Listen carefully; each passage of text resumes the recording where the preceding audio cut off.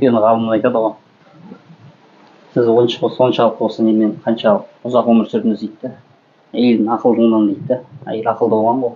Талаптар біледі ғой, ғалымдар енді талаппен өмір сүреді ғой. Келеді, бір нәрсе дұрыс болмай қалады, насихаттайды, сосын келіспейді, сосын мынау бөле бастайды. Сосын әйел де біледі, бір 30 күннен келсе бірінші талақ түсетінін біледі. Сосын соған жеткізбеу үшін өзінің қолын істейді. Сол күні әдемі киініп келеді, әсем тамақтарын істейді, яғни көз несін тойдырады да. Сосын әйел ғалым болған себеп қой енді, өзі беріліп қояды.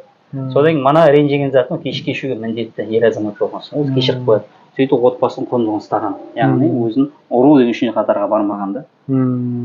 Сол себептен адам жаңа қатар түсу үшін мектептегі сияқты ғой, бірінші класспен жаңа бірінші сыныппен екінші сынып деген үшін біріншісін орындамайсың, екіге түсе алмайсың.